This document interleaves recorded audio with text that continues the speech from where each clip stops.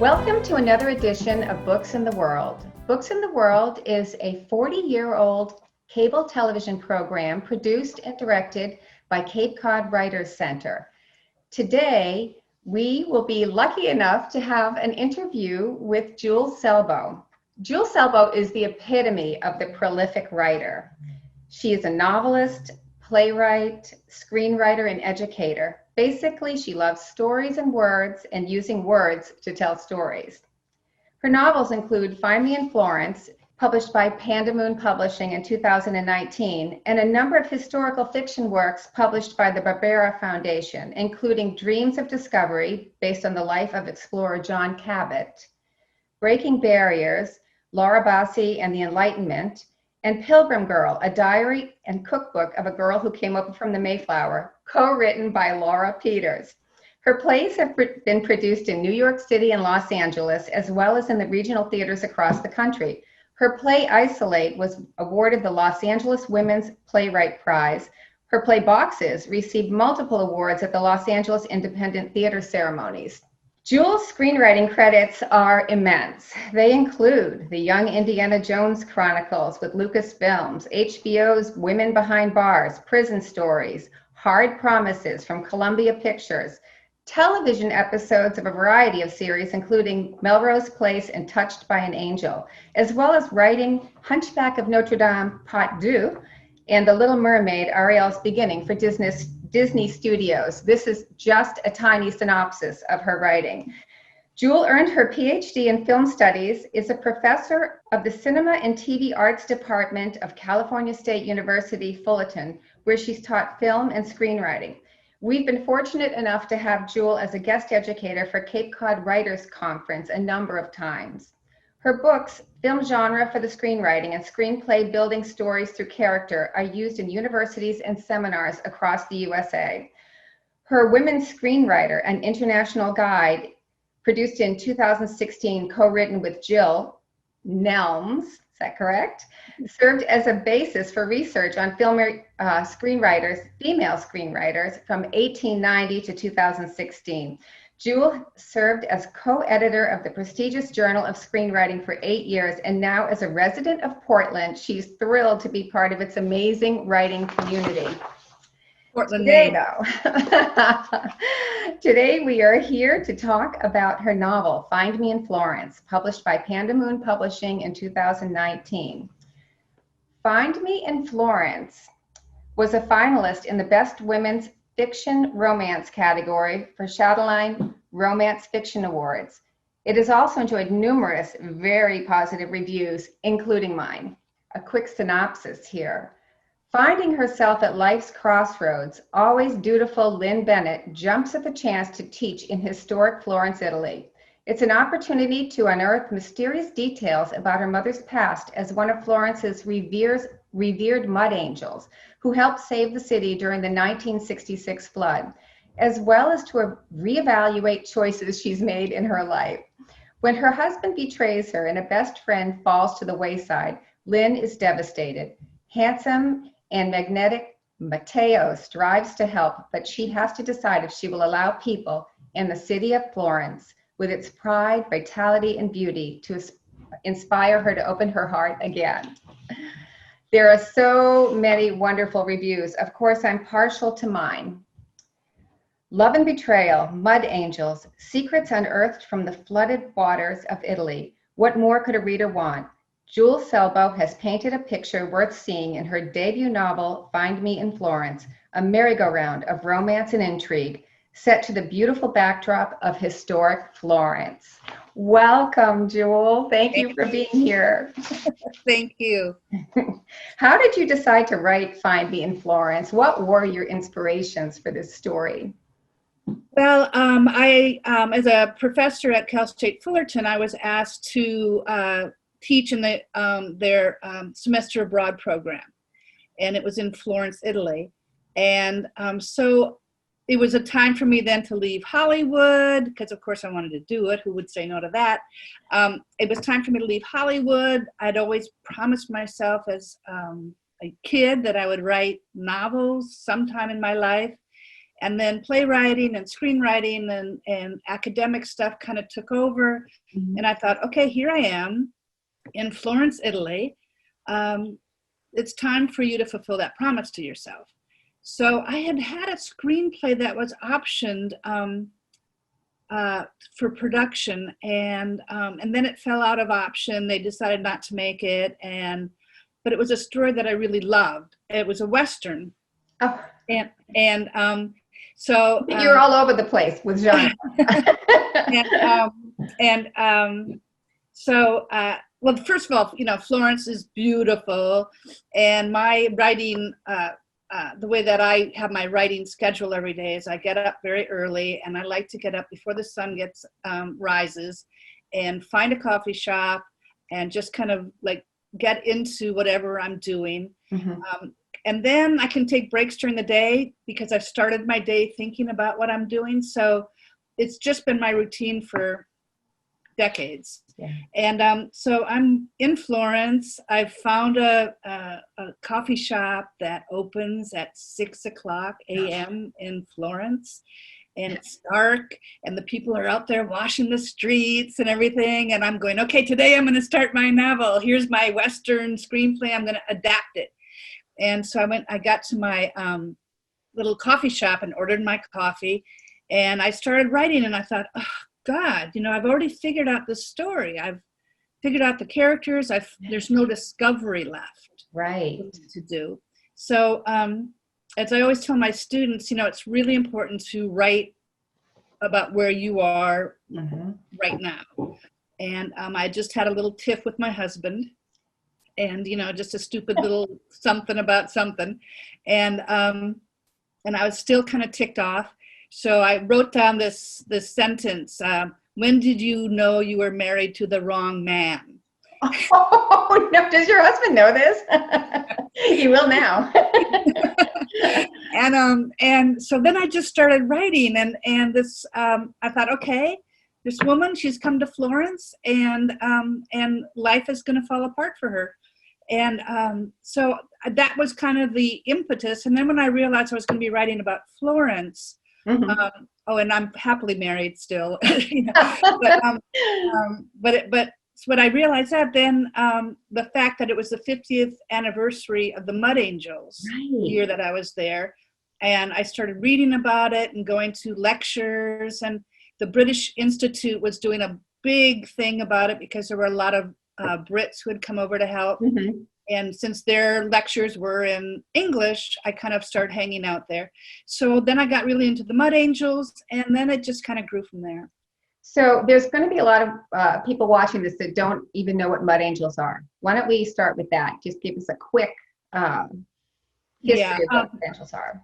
In 1966, Florence, which is considered one of the premier places in the world for art, it's got world-class art from a lot of the Italian masters, but other people too.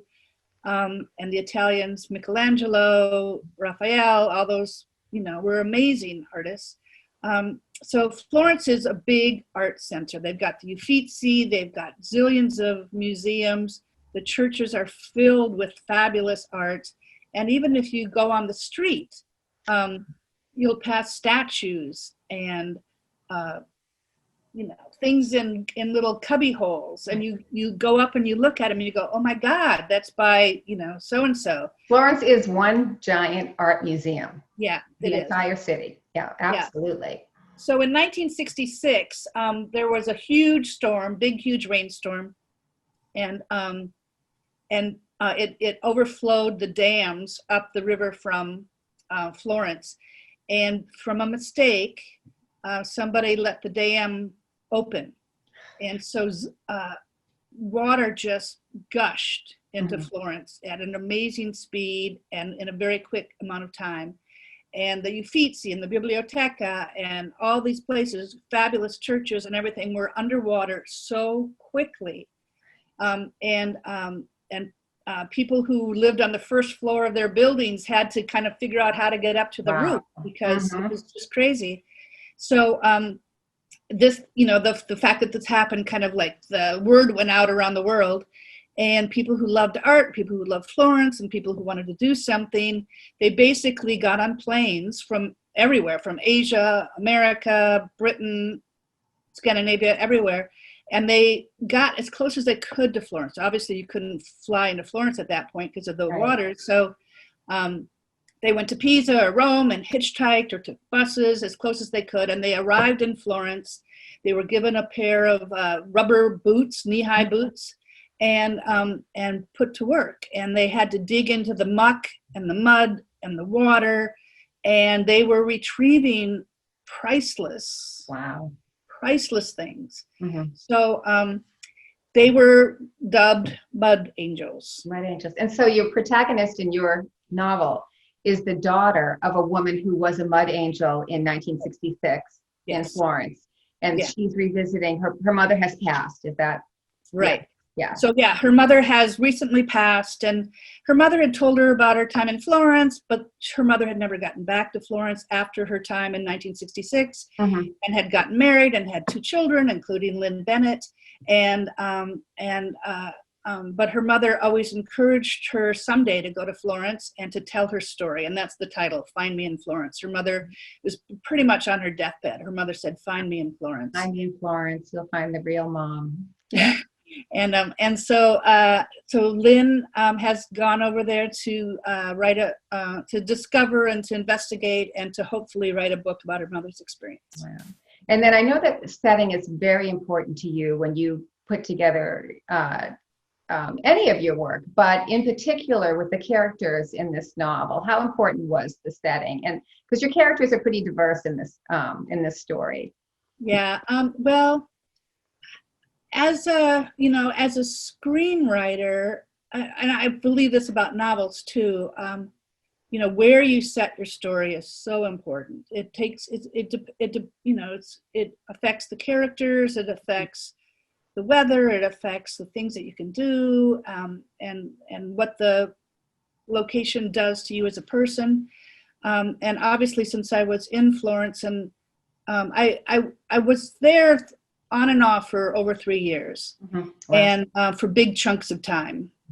And so I got to know Florence rather well and just loved it. I mean, it's the most incredible place. It's very gentle.